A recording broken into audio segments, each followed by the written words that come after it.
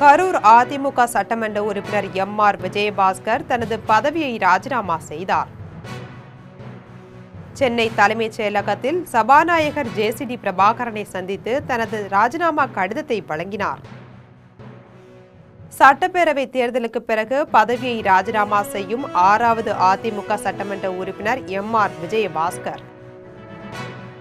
கரூர் மாவட்ட செயலாளர் பதவி வழங்கப்படாததால் அதிருப்தியில் இருந்த எம்.ஆர். விஜயபாஸ்கர் தனது பதவியை ராஜினாமா செய்தார்.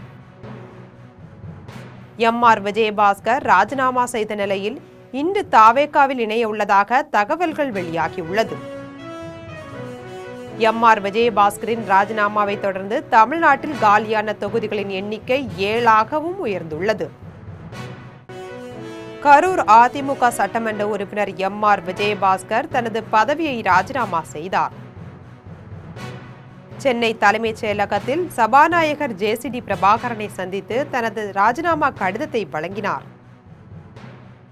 சட்டப்பேரவை தேர்தலுக்கு பிறகு பதவியை ராஜினாமா செய்யும் 6வது அதிமுக சட்டமன்ற உறுப்பினர் எம்.ஆர். விஜயபாஸ்கர். கரூர் மாவட்ட செயலாளர் பதவி வழங்கப்படாததால் அதிருப்தியில் இருந்த எம்.ஆர். விஜயபாஸ்கர் தனது பதவியை ராஜினாமா செய்தார். எம்.ஆர். விஜயபாஸ்கர் ராஜினாமா செய்த நிலையில் இன்று தாவேகாவில் இணைய உள்ளதாக தகவல்கள் வெளியாகியுள்ளது. எம்.ஆர். விஜயபாஸ்கரின் ராஜினாமாவை தொடர்ந்து தமிழ்நாட்டில் காலியான தொகுதிகளின் எண்ணிக்கை 7ஆகவும் உயர்ந்துள்ளது.